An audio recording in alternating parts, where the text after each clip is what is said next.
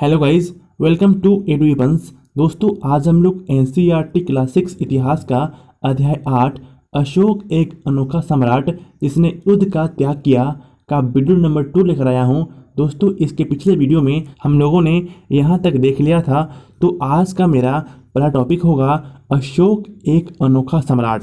तो चलिए इसको शुरू करते हैं। अशोक मौर्य वंश के सबसे प्रसिद्ध शासक थे। वह ऐसे पहले शासक थे जिन्होंने अभिलेखों द्वारा जनता तक अपने संदेश पहुंचाने की कोशिश की। दोस्तों, मौर्य वंश के सबसे प्रसिद्ध शासक थे कौन? अशोक। और उन्होंने अभिलेख के माध्यम से जनता तक अपने संदेश को पहुंचाने की कोशिश की। अब यहाँ पे एक है अभिलेख। दोस्तों, अभिलेख मतलब होता है वैसे लेख जो पत्थर अथवा कठोर सतह पर लिखवाए जाते हैं, उसी को बोलते हैं अभिलेख। ठीक है। अशोक के ज़्यादातर अभिलेख प्राकृत भाषा और ब्राह्मी लिपि में है। दोस्तों, जो सम्राट अशोक है ना, उनके अधिकांश अभिलेख किस भाषा में है? प्राकृत भाषा में है और ब्राह्मी लिपि में है। अब हम लोग आगे चलते हैं। कलिंग युद्ध का वर्णन करता हुआ अशोक का अभिलेख। दोस्तों, अब हम लोग कलिंग युद्ध का वर्णन करता हुआ एक अभिलेख पढ़ेंगे जो कि अशोक का है। अपने एक अभिलेख में अशोक ने यह बात कही, राजा बनने के 8 साल बाद मैंने कलिंग विजय की। दोस्तों, अशोक ने एक अभिलेख लिखवाया और उन्होंने उस अभिलेख में क्या लिखा था कि राजा बनने के बाद अशोक ने 8 साल के बाद क्या किया? कलिंग की विजय की। दोस्तों, कलिंग एक जगह का नाम है और उस कलिंग को इन्होंने जीत लिया था राजा बनने के 8 साल बाद। लगभग 1.5 लाख लोग बंदी बना लिए गए, 1 लाख से भी ज़्यादा लोग मारे गए। दोस्तों, जब युद्ध हुआ कलिंग के साथ ना, तो उसमें 1.5 लाख से अधिक लोग को बंदी बना लिया गया और 1 लाख से अधिक लोग मारे गए। इससे मुझे अपार दुख हुआ। क्यों? जब किसी स्वतंत्र देश को जीता जाता है तो लाखों लोग मारे जाते हैं। दोस्तों, अशोक क्या बोलते हैं उस अभिलेख में कि इससे जो है मुझे बहुत दुख हुआ, क्योंकि जब मैंने उसको जीता तो उसमें लाखों लोग मारे गए और बहुत सारे बंदी बनाए जाते हैं। इसमें ब्राह्मण और श्रमण भी मारे जाते हैं। दोस्तों, युद्ध में क्या होता है कि ब्राह्मण और श्रमण का मतलब होता है जो काम करते हैं, श्रमिक, उन्हीं को बोलते हैं श्रमण। ठीक है। जो लोग अपने सगे संबंधियों और मित्रों को बहुत प्यार करते हैं तथा दासों और मृतकों के प्रति दयावान होते हैं, वे भी युद्ध में या तो मारे जाते हैं या अपने प्रियजनों को खो देते हैं। दोस्तों, जो लोग अपने सगे संबंधी, अपने मित्र से बहुत प्यार करते हैं, वे भी युद्ध में अपने को खो देते हैं। ठीक है। दास भी, मृतक भी, ठीक है, जितने भी दयावान लोग होते हैं वे लोग भी अपने सगे संबंधी को खो देते हैं। इसलिए मुझे पछतावा हो रहा है। अब मैंने धर्म पालन करने एवं दूसरों को इसकी शिक्षा देने का निश्चय किया है। दोस्तों, तो अशोक ने क्या बोला कि इससे मुझे बहुत दुखी हुआ है। ठीक है। और यही कारण है कि अब हम जो है धर्म पालन करने जा रहे हैं। दोस्तों, धर्म का मतलब होता है धर्म। ठीक है। मैं मानता हूँ कि धर्म के माध्यम से लोगों का दिल जितना बलपूर्वक विजय पाने से ज़्यादा अच्छा है। दोस्तों, धर्म से लोगों का दिल जितना बलपूर्वक दिल जीतने से ज़्यादा अच्छा है। मैं यह अभिलेख भविष्य के लिए एक संदेश के रूप में इसलिए उत्कीर्ण करवा रहा हूँ कि मेरे बाद मेरे बेटे और पोते भी युद्ध न करें। दोस्तों, अशोक क्या बोलते हैं, इस अभिलेख को मैं इसलिए लिखवा रहा हूँ ताकि मेरे बाद मेरे बेटे और मेरे पोते इस प्रकार का युद्ध न लड़ें। आगे चलते हैं। इसके बदले उन्हें यह सोचना चाहिए कि धर्म को कैसे बढ़ाया जाए। दोस्तों, इसके बदले उन्हें क्या सोचना चाहिए कि धर्म को कैसे बढ़ाया जाए। दोस्तों, धर्म क्या होता है? यहाँ पे देखिए क्या लिखा है। धर्म संस्कृत शब्द धर्म का प्राकृत रूप है। दोस्तों, जो धर्म होता है उसी का प्राकृत रूप है क्या? धर्म। अब यहाँ पे एक सवाल है, कलिंग की लड़ाई से युद्ध को लेकर अशोक के विचारों में कैसे परिवर्तन हुआ? दोस्तों, जब कलिंग की लड़ाई लड़े थे अशोक ने, तो उनके विचार परिवर्तन इसलिए हुआ क्योंकि उसमें लाखों लोग मारे गए थे, लाखों लोग बंदी बना लिए गए, ब्राह्मण भी मारे गए, श्रमिक भी मारे गए। इसलिए अशोक के विचार में परिवर्तन आया। अब चलते हैं अगले पेज पे। अगला टॉपिक है अशोक का कलिंग युद्ध। कलिंग तटवर्षी उड़ीसा का प्राचीन नाम है। दोस्तों, जो कलिंग है ना, वह उड़ीसा का प्राचीन नाम है। मानचित्र 5 पेज नंबर 76 पर आप लोग इसको देख सकते हैं। अशोक ने कलिंग को जीतने के लिए एक युद्ध लड़ा। दोस्तों, कलिंग यानी वर्तमान का उड़ीसा, ठीक है, इसको जीतने के लिए अशोक ने एक युद्ध लड़ा था। ठीक है। लेकिन युद्ध जनित हिंसा और खून खराबा देखकर उन्हें युद्ध से वितृष्णा हो गई। उन्होंने निर्णय लिया कि वे भविष्य में कभी भी युद्ध नहीं लड़ेंगे। दोस्तों, जब युद्ध में हिंसा और खून खराबा अशोक ने देखा तो उन्होंने निर्णय क्या लिया कि आज के बाद भविष्य में कभी भी युद्ध नहीं लड़ेंगे। ठीक है, उनको युद्ध से वितृष्णा हो गया, यानी घृणा हो गया। ठीक है, चलिए इसको पढ़ते हैं। उत्कृष्ट पॉलिश वाले पत्थर की इस मूर्ति को देखो। दोस्तों, आपको इसको देखना होगा अपने बुक में। यह बिहार के रामपुरवा में मिले एक मौर्यकालीन स्तंभ का हिस्सा है। दोस्तों, यह जो है ना मौर्यकालीन स्तंभ का एक हिस्सा है। आप लोग देख सकते हैं इसको अच्छी तरह से। ठीक है, अभी इसे राष्ट्रपति भवन में रखा गया है। यह उस समय की मूर्ति कला का एक नमूना है। दोस्तों, इस मूर्ति को अभी कहाँ रखा गया है? राष्ट्रपति भवन में। ठीक है ना, यह जो है ना उस समय की एक मूर्ति कला का नमूना है। ठीक है, अब जरा पढ़ते हैं अशोक का धर्म क्या है, क्या था। ठीक है, अशोक के धर्म में किसी देवता की पूजा अथवा किसी कर्मकांड की आवश्यकता नहीं थी। दोस्तों, जो अशोक का धर्म था यानी धर्म था वह क्या है?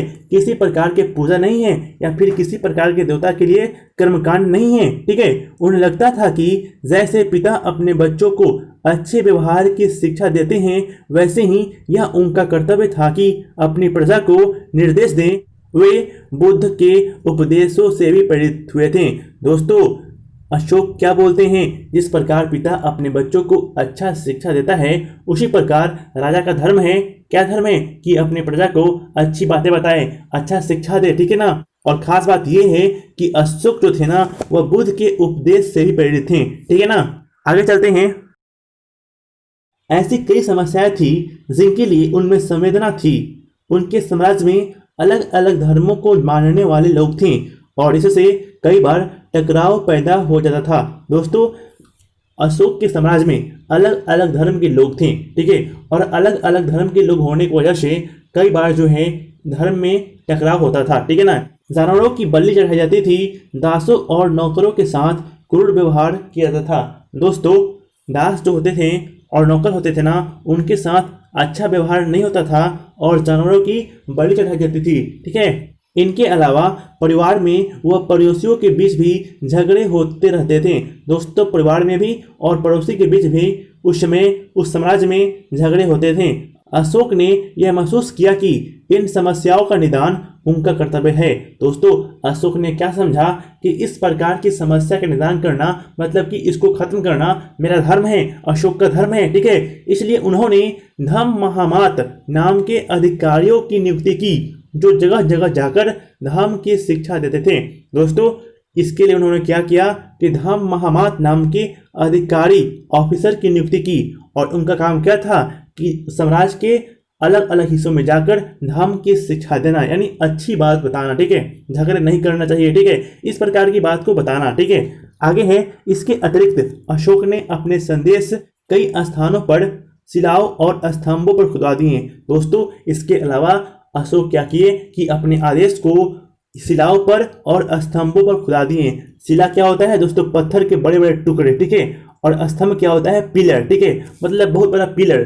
ठीक है ना, किसी भी कठोर सतह पर वे क्या करते थे ना कि अपने उपदेश को, अपने सलाह को, अपने संदेश को लिखवाते थे। कौन? अशोक, अपने प्रजा के लिए। ठीक है, अधिकारियों को यह निर्देश दिया गया कि वे राजा के संदेश को उन लोगों को पढ़कर सुनाए जो खुद पढ़ नहीं सकते थे। दोस्तों, राजा ने यह भी आदेश दिया था कि उनके उपदेश को उनके अधिकारी उन लोगों सुनाए जो स्वयं से नहीं पढ़ सकते थे। ठीक है, यानी जो अनपढ़ थे उनको राजा के अधिकारी पढ़कर सुनाते थे। ठीक है, आगे है।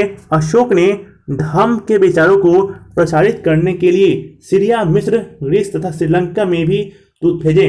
दोस्तों, अशोक ने अपने धम्म के विचार को प्रसारित करने के लिए, मतलब कि इसका विस्तार करने के लिए, अच्छे बात को बताना, ये जो है सीरिया, मिस्र, ग्रीस और श्रीलंका में भी अपने दूत भेजे, मतलब कि अपने खास आदमी को भेजे। ठीक है ना, कहाँ पे?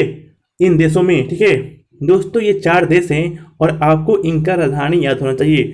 तो मैं आपको बताता हूँ। सीरिया की राजधानी है दमिश्क। क्या है? दमिश्क। मिस्र की राजधानी है कैरो। क्या है? कैरो। ठीक है, ग्रीस की राजधानी है एथेंस और श्रीलंका की आपको पता ही है कोलंबो है और एक श्री जवर्धन पुराकोट्टी है। ठीक है, अब हम लोग आगे चलते हैं। पृष्ठ संख्या 84-85 पर दिए गए मानचित्र 6 में इन क्षेत्रों को पहचानने का प्रयास कीजिए। दोस्तों अब आप लोग अपने पेज को पलटिए और निकालिए 84 और 85 और वहां पे जो मानचित्र दिया गया है उनमें इन जगहों के नाम को ढूंढिए। किसको? सीरिया, मिस्र, ग्रीस और श्रीलंका को ढूंढने का प्रयास कीजिए।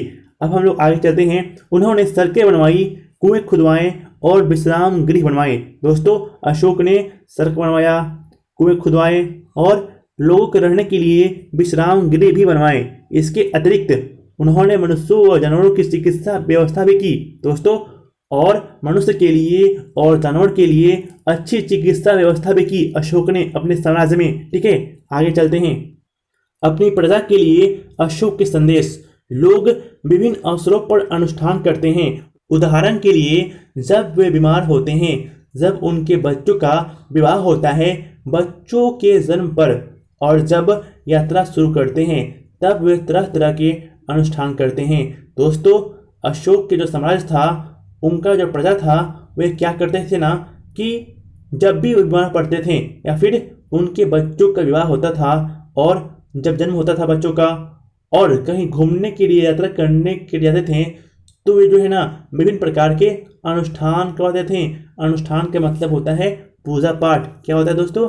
पूजा। ठीक है ना, अनुष्ठान का मतलब होता है पूजा। ठीक है ना, ये कर्मकांड किसी काम के नहीं। दोस्तों अशोक ने क्या कहा कि इस प्रकार का जो पूजा है, अनुष्ठान है, वह किसी काम का नहीं है। इसके बदले यदि लोग दूसरी रीतियों को माने तो वह ज़्यादा फलदायी होगी। ये अन्य प्रकार की रीतियाँ क्या है? दोस्तों अशोक ने क्या कहा कि लोग इस प्रकार के पूजा पाठ करने से अच्छा है कि वो विभिन्न प्रकार की रीति को माने। ये रीतियाँ क्या है? ये अन्य प्रकार की रीतियाँ क्या है? देखिए यहाँ पे ये है अपने दासों और नौकरों के साथ अच्छा व्यवहार करना।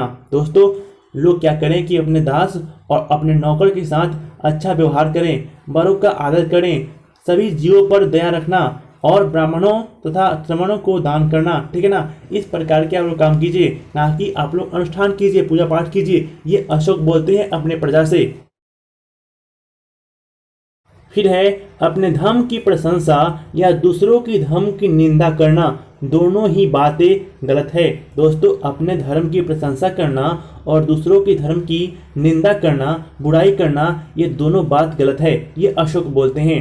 हर किसी को दूसरे धर्म का आदर करना चाहिए। दोस्तों हर व्यक्ति को दूसरे धर्म का आदर करना चाहिए। यदि कोई अपने धर्म की बड़ाई और दूसरों के धर्म की बुराई करता है तो वह वास्तव में अपने धर्म को ज़्यादा नुकसान पहुंचा रहा है। दोस्तों अशोक क्या बोलते हैं? जो व्यक्ति अपने धर्म का बड़ाई करता है और दूसरों के धर्म का बुराई करता है, वह व्यक्ति अपने खुद के धर्म को अधिक नुकसान पहुंचा रहा है। ये अशोक मानते थे और बोलते थे। ठीक है ना, इसलिए हर किसी को दूसरे धर्म के प्रमुख विश्वासों को समझने की कोशिश करते हुए उसका आदर करना चाहिए। ठीक है ना। अगला है भारत के प्रथम प्रधानमंत्री पंडित जवाहरलाल नेहरू ने लिखा है, उनके धर्मादेश आज भी हमसे एक ऐसी भाषा में बात करते हैं जिन्हें हम समझ सकते हैं और जिनसे हम बहुत कुछ सीख सकते हैं। दोस्तों भारत के प्रथम प्रधानमंत्री जो थे जवाहरलाल नेहरू, उन्होंने क्या कहा कि अशोक की बात को हम लोग आज भी समझ सकते हैं। ठीक है, वह क्या कहे थे उसको आज भी हम लोग समझ सकते हैं और उससे कुछ सीख सकते हैं। ठीक है, अशोक ने धर्म के विचारों को दूर दूर तक फैलाने के लिए उन बातों को बताया जो आपके अनुसार आज भी प्रासंगिक हैं। अशोक के संदेश ने उन हिस्सों को बताया जो आज भी प्रासंगिक है। दोस्तों अशोक ने जो भी विचार बताया वह दूर दूर तक फैला। ठीक है ना, और वह बातें आज भी सराहनीय हैं। ठीक है ना। आगे है ब्राह्मी लिपि। आधुनिक भारत की ज़्यादा लिपियाँ पिछले सैकड़ों वर्षों में ब्राह्मी लिपि से उत्पन्न हुई। दोस्तों आधुनिक भारत की जो अधिकांश लिपियां हैं ना, वह पिछले सैकड़ों वर्षों में ब्राह्मी लिपि से ही उत्पन्न हुई है। यहाँ आप अ अक्षर को अलग अलग भाषाओं की लिपियों में देख सकते हैं। दोस्तों हम लोग पढ़ते हैं ना अ, ठीक है, तो उसी अ अक्षर को अब हम लोग अलग अलग लिपि में यहाँ पे देख सकते हैं। दोस्तों आरंभिक ब्राह्मी लिपि में अ ऐसे लिखेंगे। ठीक है, देवनागरी हिंदी में अ ऐसे लिखते ही हैं और बांग्ला में अ ऐसे लिखेंगे और मलयालम में अ ऐसे लिखेंगे और तमिल में अ ऐसे लिखेंगे। ठीक है ना, तो आप लोगों ने इसको देख लिया। अब आगे चलते हैं। अगला है अन्यत्र।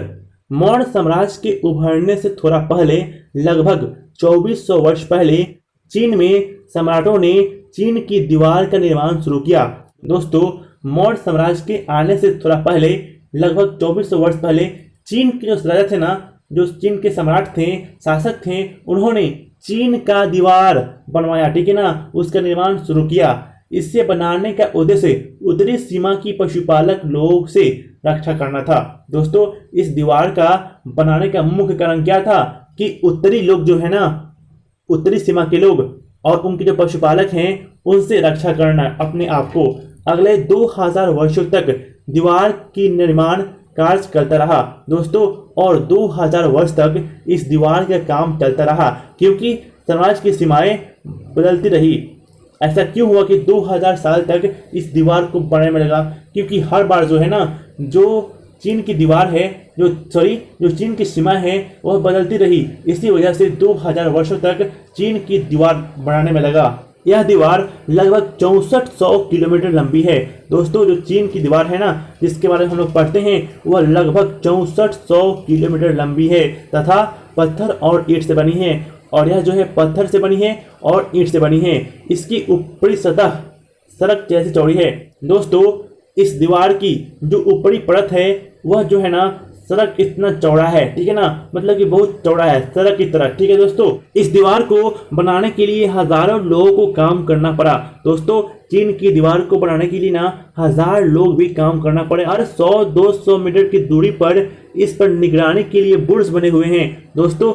और इस दीवार पर प्रत्येक 200 मीटर 100 मीटर के अंतराल पर बुर्ज बने हैं। बुर्ज का मतलब क्या होता है? किला, ठीक है ना, बड़े बड़े जो किले होते हैं ना, उसी को बोलते हैं बुर्ज, ठीक है। पड़ोसी देशों के प्रति अशोक का रवैया चीनी सम्राटों के रवैये से कैसे भिन्न था? दोस्तों, पूछ रहा है जो पड़ोसी देश थे उसके प्रति अशोक का रवैया जो था वह चीन के सम्राटों से कैसे अलग था। दोस्तों, अशोक क्या करते थे कि अपने धर्म की प्रचार करने के लिए अपने दूत को अपने पड़ोसी देशों के आसपास भेजते थे, ठीक है ना, अपने पड़ोसी देशों में भेजते थे, ठीक है। वह अच्छाई को प्रसारित करते थे। लेकिन जो चीन के सम्राट थे वे अपनी सीमा को क्या किए? बंद करवा दिए, ताकि दूसरे देश से, दूसरे उत्तरी देश से या पश्चिमी देश से लोग ना आए। इसके लिए उन्होंने क्या किया कि अपने दीवार गिरवा दिया और अपने सीमा को वहीं तक रोक दिया, ठीक है, कि कोई पशुपालक ना आए हमारे सीमा के अंदर। यही तो अंतर है चीनी सम्राट और अशोक में।